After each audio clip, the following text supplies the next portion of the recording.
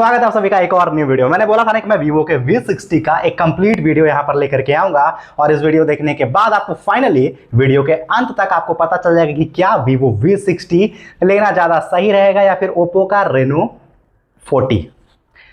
दोनों ही फोन बहुत ही झकास है। अगर मेरी पसंद अगर मैं बात करूं तो मैंने यहां पर जो लिया वो आप लोग पिछले वीडियोस में आप देखते हुए आ रहे हो। मैंने अपने फोन के बारे में बहुत सारा रिव्यू भी दिया है, लेकिन बहुत सारे लोगों का कमेंट ये आ रहा था कि मुझे Vivo V60 के बारे में और Oppo Reno 40 के बारे में एक कंपैरिजन वीडियो मुझे चाहिए। तो फाइनली ये वीडियो वही है। आप देखो दोस्तों, मैं ये बिल्कुल भी नहीं बताने वाला हूं कि साइज क्या है, डिस्प्ले क्या है, बैटरी क्या है।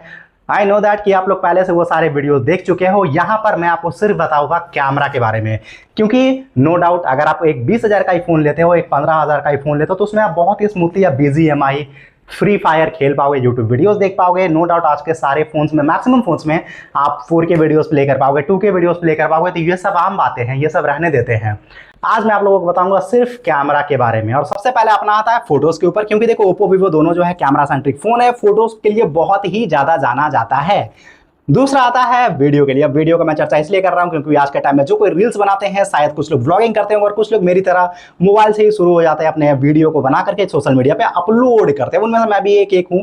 ये अलग बात है कि मैं दिन में शायद एक बना पाता हूं, शायद वो भी नहीं बना पाता हूं समय के कारण। और दूसरे कुछ लोग ऐसे होते हैं जो दिन भर में AK-47 की तरह तड़ातर रील जो है बनाकर डाल देते हैं। उनमें से एक अपना है पुनीत सुपरस्टार, जो शायद उनका पहला रील कब डाला गया है शायद आप वो भी ना पता कर पाओ। खैर, बंदा काफी अच्छा है, सेवा करते हैं लोगों की। तो अब हम बात करते हैं सबसे पहले फोटोज के ऊपर। देखो दोस्तों, एक मैं बात बताना चाहता हूँ। अगर आपने Vivo का V60 लिया है या नहीं लिया है, तो यहाँ पर मैं एक चीज बताना चाहता हूँ। Vivo के V60 में और Oppo Reno 40 में, दोनों में एक डिफरेंस क्या पता है? अगर आपको छोटा फोन चाहिए, कहने का मतलब थोड़ा हैंडी फोन चाहिए, नॉट प्रॉपर हैंडी बट थोड़ा स्लाइटली छोटा अगर चाहिए, तो आपको Oppo का Reno 40 मिल सकता है। और अगर थोड़ा बड़ा सा चाहिए, यानी कि 6.77 इंचेस का फोन चाहिए, तो वो आपको Vivo का V60 लेना पड़ेगा, क्योंकि उसका डिस्प्ले साइज काफी बड़ा है। मतलब जब दोनों फोन साथ में कंपेयर करोगे तो आपको पता चलेगा कि हाँ, अपना Vivo का जो फोन है Oppo से तो काफी बड़ा है। लेकिन अभी कहानी बहुत बाकी है, जल्दी कोई फैसला मत लेना। ये हुई हैंडी, मतलब जिनका हाथ छोटा है ना, उनको शायद हो सकता है कि Oppo का Reno 40 काफी अच्छा लगे। मेरे हाथ काफी बड़े हैं, तो मुझे मतलब कि Oppo वाला भी अच्छा लगता है। Vivo का V60 भी मुझे काफी अच्छा लगा है। हाँ, तो अब हम बात करते हैं फोटोज के ऊपर। देखो Vivo का V60 में एक सबसे बड़ा फायदा यह है कि Vivo ने पार्टनरशिप की हुई है Zeiss के साथ, और Zeiss जो है फोटोज के मामले में नेक्स्ट लेवल है बॉस। मैंने देखा है काफ़ी सारे लोगों के साथ, मैंने काफ़ी सारे लोगों को मैंने फोटो वीडियोस बनाते हुए देखा है। इवन मैंने खुद शोरूम में जाकर के चेक किया, इन हैंड फील्ड मैंने टेस्ट किया। एक वीडियो मैंने दिखाया भी था अनबॉक्सिंग करते हुए कि Vivo का इन हैंड फील्ड काफ़ी अच्छा। और फोटोज़ में अब जैसे कि अगर मैं एक कंपेरिजन यहाँ पर दिखाऊँ, तो Oppo के Reno 40 में और Vivo के V60 में, अगर Oppo में अगर हम बात करें, तो यहाँ पर मुझे मिल जाता है पोर्ट्रेट ऑप्शन में 0.8 से लेकर के 3.6x तक मुझे ऑप्टिकल जूम मिलता है बिना किसी क्लैरिटी लॉस के। और फोटो क्लिक करने के बाद, प्रोसेस होने के बाद, इंस्टेंट प्रोसेस होता है, देरी नहीं होता है, ठीक है। प्रोसेस होने के बाद हमें फाइनल इमेज दिखाया जाता है, और जैसा भी आप चाहो तो इसमें आपको कुछ फिल्टर्स दिए हुए, जैसे कि फेस के लिए दिया हुआ है, कुछ ग्लो के लिए दिया हुआ है, तो कुछ जो है आपको यहाँ पे दिखाई पड़ता है, ठीक है। दूसरी बात अगर हम करते हैं यहाँ पे कि Vivo का V60 में क्या मिलता है, देखो मुझे बताने की जरूरत बिल्कुल भी नहीं है। Vivo के V60 में आपको मिल जाता है Zeiss का भरपूर फिल्टर, यानी कि यार उसमें मुझे लगता है कि अगर आप फोटोज क्लिक करते हो और फिल्टर लगाओ, पूरा दिन आपको लगने वाला है ये जानने के लिए। मतलब 2 दिन लग जाएगा भाई, कितने सारे फिल्टर्स इसमें दिए गए हैं, फिल्टर को किस तरीके से कस्टमाइज करोगे। और मैं कह सकता हूं कि एक फोटो क्लिक करने के बाद वो इंस्टा रेडी, मतलब फोटो किचिक से क्लिक करो और उसे इंस्टाग्राम पे डाल दो, और आपके लाइक्स भरमार बढ़ जाएंगे, पूरा फॉलोअर्स भी आ सकते हैं थोड़े से अगर बेहतर फोटोज रहे तो, मेरे छोड़ के। तो यहाँ पे कुछ ऐसी कहानी है। अब बात करते हैं कि पोर्ट्रेट में क्या ऑप्शन मिलता है। देखो Vivo के V60 में आपको 5 पोर्ट्रेट ऑप्शन मिलते हैं। Oppo के Reno 40 में ऐसा कोई ऑप्शन नहीं है, आपको जूम और क्रॉप करके ही आपको फोटोज क्लिक करने पड़ेंगे, जिससे मैं सेटिस्फाइड हूं पर्सनली। लेकिन आपको Vivo V60 में एक ऑप्शन मिलता है। तो यहाँ पर मैं Vivo को एक मतलब नंबर में दे सकता हूँ कि हाँ चलो, यहाँ पे बहुत सारे फिल्टर्स अच्छे अच्छे दिए गए हैं, मतलब Oppo के मुकाबले Vivo में फिल्टर्स अच्छे हैं, ठीक है।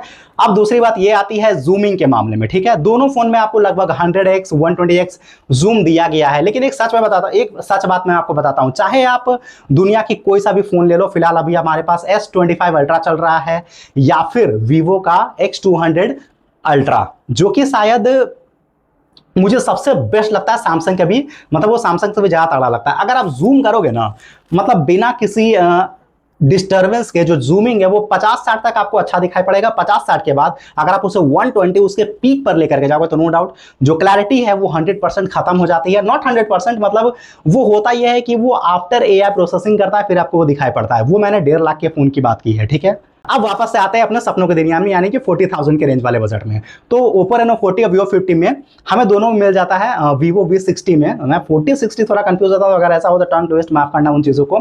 तो यहाँ पे 40-60 में क्या होता है कि आपको मिलता तो है 100 से, लेकिन जब आप 100 एक जूम करोगे ना, नो डाउट आप चांद को खींच करके धरती पे लेके चले आओगे, लेकिन यकीन मानो वो होते हैं AI प्रोसेसिंग।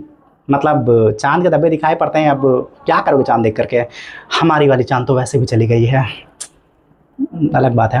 हाँ, तो फिर ये होता यह है कि आप जब प्रोसेस करते हो तो वो आपको AI प्रोसेसिंग दिखाता है। अगर एक्चुअल जूम की बात करें दोनों फोन में तो शायद आपको 50 से 60 जूमिंग 50 से 60x तक आपको क्लैरिटी दिखाई पड़ता है, ठीक है। ये हुई बात, ठीक है। अब हम आते हैं यहाँ पे, मैंने फोटोज के बारे में आपको सारा बता दिया, फ्रंट और बैक के बारे में। और दोनों फोटोज, मतलब फोटोज के मामला में शायद आपको वीवो स्लाइटली बेटर आपको ऑप्शन दे सकता है। तो फोटोज के लिए सारा मैंने आपको यहाँ पे ऑप्शन बता दिया। अब देखो, इस वीडियो को मैं खींचना नहीं चाहता हूँ कि आप मतलब मरीन ड्राइव पे खड़े हो, मैं जो बीच पे खड़ा हूँ, फोटो क्लिक कर लिया, जूम हो गया, तो वो चलते रहते हैं। 40,000 का फोन ले रहे हो, फोटो के लिए निश्चिंत रहो, दोनों फोन बेस्ट है एकदम, ठीक है। हाँ, वीवो स्लाइट ऊपर हो सकता है ओप्पो से, बट नॉट, मतलब समझ रहे हो ना। अब हम बात करते हैं कैमरा के ऊपर, यानी कि वीडियो कैमरा के ऊपर। अब देखो यहाँ पे हमें ओप्पो रेनो 14 में भर भर के मतलब तगड़े वाले फीचर्स दिए हुए हैं। और यहाँ पर वीवो V60 में मुझे नहीं पता कि इसने ऐसा क्यों किया है, लेकिन अब देखो मेरा काम है ऑनेस्ट रिव्यू आप लोगों को देना। तो यहाँ पर अगर आप ब्लॉगर हो या फिर अगर आप कंटेंट क्रिएट करते हो, सोशल मीडिया क्रिएट करते हो, अगर आप इस तरीके से वीडियो बनाते हो सेल्फी वाले, आप उसे डालते हो सोशल मीडिया पे, तो यहाँ पर आप लोगों के लिए, जो लोग ओप्पो वाले हैं उनके लिए बहुत ही खुशखबरी की बात है। पता है क्यों? क्योंकि यहाँ पर आप लोगों को दिया गया है 4K 60 FPS, और पर्सनली मुझे ये फीचर बहुत तगड़ा लगा। ओके, सेकेंड, वीवो के V60 में आपको मिलता है 4K 30 FPS, तो ये भी कुछ कम नहीं है। लेकिन हाँ, यहाँ पे अगर आप नंबर्स अगर देखोगे, नंबर गेम, तो 430 और 460 में थोड़ा अंतर तो आएगा, क्योंकि 460 का जो FPS हमें मिलता है वो बहुत स्मूथ मिलता है। इवन अगर आप, हो सकता है कि अगर आप एडिटिंग करो रेनो 40 से 4K 60 FPS में, तो आपको जो है स्लो मोशन बनाने में काफी ज्यादा हेल्प मिल सकता है। तो हुई नहीं एक बात, एक पॉइंट यहाँ पे मैं रेनो को देना चाहूंगा। चलो दूसरी बात ये आती है कि क्या हम वीवो के V60 से HDR वीडियोस को शूट कर पाएंगे। अब देखो, HDR वीडियोस, आप लोगों को लग रहा हो कि HDR वीडियोस होता क्या चाहिए, ठीक है। थोड़ी सी मैं एग्जांपल देता हूं। अब देखो, यहाँ पर एक लाइट मेरे सामने से यहाँ पे आ रही है, ठीक है। यहाँ पर मैं ओप्पो रेनो 14 से वीडियो शूट कर रहा हूं, और HDR होने के कारण क्या है कि जो लाइट का जो बैलेंस है मेरे फेस पे वो बन जा रहा है। जो लाइट यहाँ पर हार्श होना चाहिए था वो स्मूथ हो गया है। तो ये रेनो 14 में एक और पॉइंट लेकर के जाता है। और वीवो का जो V60 है वहां पे HDR आपको मिसिंग मिलेगा। तो यहां पर भी आपका रेनो 40 जो है वो विन हो जाता है। सेकेंड, हम ये आते हैं कि जो वीडियो का बैकग्राउंड ब्लर होता है। देखो, मुझे नहीं पता था कि ओप्पो रेनो 40 में वीडियो बैकग्राउंड ब्लर है, लेकिन लकीली मुझे ये फीचर इसमें मिल गया, ठीक है। तो ओप्पो के रेनो 40 में वीडियो ब्लर होता है, जैसे कि मैं यहाँ पर हूँ और देख सकते हो कि मेरे पीछे जो भी एरिया है वो ब्लर है, आपको तो मैंने बता दिया, ठीक है। और सच बताओ तो मुझे ये जो दो फीचर्स मुझे जो दिखाई पड़े, मतलब कि एक HDR इफेक्ट, दूसरा 4K 60 FPS, और ये बैकग्राउंड ब्लर वाला फीचर मुझे काफी ज्यादा जो है गेम चेंजर लगा। लेकिन एक बात मैं बताना चाहूंगा, वीवो भी यहाँ V60 भी यहाँ पे कुछ कम नहीं है। एक पॉइंट तो ऐसा ही मिलना चाहिए, क्योंकि अगर आप ब्लॉगिंग करते हो, आपको 1080p 30 FPS पे आपको एक ऐसी फीचर मिलती है कि आपको देख करके आपका माइंड जो है पूरा ब्लो कर जाएगा। कहने का मतलब यह है कि अगर आप ब्लॉगिंग कर रहे हो और आपको आदत है कि कभी मैं फ्रंट कैमरा ऑन कर रहा हूं, कभी मैं बैक कैमरा ऑन कर रहा हूं, तो उस केस में वीवो का V60 बहुत ही अच्छे नंबर्स लेके जाता है। पता है क्यों? क्योंकि एक ही नंबर दूंगा भाई, ज्यादा अच्छा नंबर लेके नहीं जाना है, ठीक है। तो वहां पर आपको ये मिलता है कि एक ऑप्शन आपको मिलता है, जब आप कैमरा प्ले करोगे, अब जैसे कि रिकॉर्ड हो रहा है, मुझे पीछे करना है, तो मैं इसे बंद नहीं करूंगा, ना ही मुझे कैमरे को घुमाने की जरूरत है, फोन को घुमाने की जरूरत है। आप स्विच करने का ऑप्शन यहां पर मिलता है। और ये वाला ऑप्शन देख करके मुझे लगा कि वाह, ये वाला फीचर होना चाहिए था रेनो 14 में। तो ये वाला फीचर, मतलब 1080p 30 FPS पे आप स्विच कर सकते हो, बट 4K 60 FPS, 4K तो 60 तो है ही नहीं, 4K 30 FPS पे आप स्विच नहीं कर पाओगे, और 1080p 60 FPS पर भी आप स्विच नहीं कर पाओगे, ठीक है। तो ये वाला फैसिलिटी उसमें आपको मिलता है। अब एक बात आता है कि आपको रेनो 14 में एक फीचर और मिलता है कि आप जो है जब भी कुछ बोलोगे तो आपको एक ऑडियो फोकस का ऑप्शन मिलता है। वहां पे क्लिक करने से आपको ये होगा, ये वाले वीडियो में चाहो तो फिर से देख लेना, मतलब पहले वाले वीडियो में। तो उस वीडियो में मैंने दिखाया था कि आप जो है अपने ऑडियो को अगर आपके पास माइक नहीं होता अभी तो उसके थ्रू ओप्पो रेनो 14 में एक ऑप्शन दिया हुआ है कि अगर आप ऑडियो वाला क्लिक करोगे तो आपका वॉइस जो है क्रिस्प एंड क्लियर रिकॉर्ड होगा। तो यहां पर देखो, मुझे जो मेन बात था मैंने सारी बातें मैंने बता दिया। अगर आप रेनो 40 ले रहे हो, आपको इसमें सारा कुछ भर भर के मिलेगा, कुछ भी कॉम्प्रोमाइज नहीं है। कुछ मन में क्वेश्चन में आता पूछते ना, बता दूंगा। दूसरी बात यह है कि क्या Vivo V60 लेना चाहिए? बिल्कुल लेना चाहिए।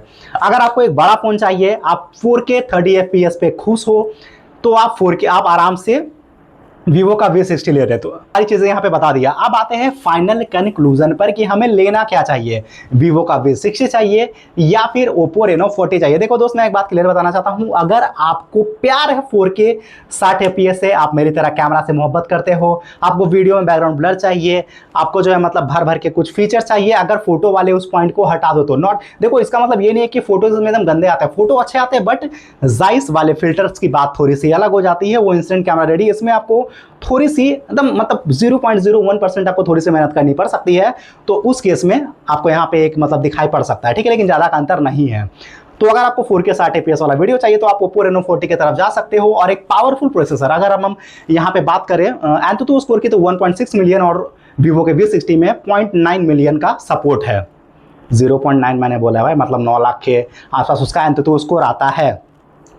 प्रोसेसर आपको ओप्पो के फोन में काफी तगड़ा मिल रहा है, मतलब मुझे नहीं पता इतना डिफरेंस क्यों आ गया, लेकिन ये बहुत तगड़ा प्रोसेसर है अगर Vivo से कंपेयर करें तो। बाकी गेम के लिए मैंने बता दिया स्टार्टिंग में कि नो प्रॉब्लम, वीडियो देखो, गेम खेलो, हल्के फल्के मतलब जो भी काम करना है सारे फोन में कर सकते हो। और एक बात और आती है ना कि हीटिंग वाला इशू। देखो दोस्त, मैं एक बताना चाहता हूँ, दुनिया की कोई सा भी फोन आप ले लो, चाहे वो आईफोन, ना ना ना ना, आईफोन वाला बात नहीं है भाई, आईफोन का अलग से आएगा, उसका वीडियो नहीं, उसका रोस्टिंग होगा, ठीक है, वो कभी देखा जाएगा फिर। तो अगर आप S24 अल्ट्रा ले लो या फिर सोनी का ही कोई 12 लाख 15 लाख का कैमरा ले लो, कैमरा जब यूज करोगे ना वो हीट करेगा ही करेगा, वो 100% है। इवन अभी मैं यहाँ पर जब वीडियो शूट कर रहा हूँ तो यहाँ पर मुझे एक नोटिफिकेशन आ गया 5 मिनट के बाद कि अगर आप कैमरा लगातार यूज करते रहोगे तो आपका फोन स्लाइटली हीट करेगा। तो देखो, इसका प्रोसेसर इतना हाई है तब ये इतना हीट कर रहा है, तो Vivo की बात ही अलग है। अब मुझे कमेंट करके ये बताओ कि आपको पर्सनली क्या अच्छा लग रहा है, Vivo का V60 या फिर Oppo का Reno 14? इसके बाद आपको कौन से फोन की वीडियो चाहिए मुझे कमेंट में ये बताना। वैसे आने वाले वीडियो में मैं सोच रहा हूँ कि Realme P3 का भी एक वीडियो लाया जाए, क्योंकि बहुत सारे लोग ऐसे हैं जिनका बजट बहुत हाई नहीं है, वो कम मतलब कम बजट का फोन ढूंढ रहे हैं। तो कुछ फोन्स हैं जिनको मैंने पर्सनली बहुत टेस्ट किया है और यूज मैंने करके देखा है, तो वो वीडियोस आएंगे। वैसे कुछ क्वेश्चंस ओप्पो के रह गए हैं तो वो भी मैं यहाँ पर ले आऊंगा नेक्स्ट वीडियो में। Vivo का भी कुछ क्वेश्चंस मैं लेकर के आ जाऊंगा। तो ये वीडियो कैसा लगा कमेंट करके जरूर बताना। मिलते हैं एक और नई वीडियो, लेकिन उससे पहले चैनल को सब्सक्राइब कर दो यार, बड़ी मेहनत लगती है ऐसी वीडियो बनाने में। और थोड़ा सा और मुझे समय दो, थोड़ा सा मुझे भरोसा करो, थोड़े टाइम के बाद मैं यहाँ पे अनबॉक्सिंग वाले वीडियोस भी लाने वाला हूँ, और भी बहुत सारे फोन्स के वीडियोस आने वाले हैं, लैपटॉप्स, कंप्यूटर, सारी वीडियोस यहाँ पर आएंगे। तो स्टे ट्यून्स, बने रहो, मिलते हैं एक और नई वीडियो में।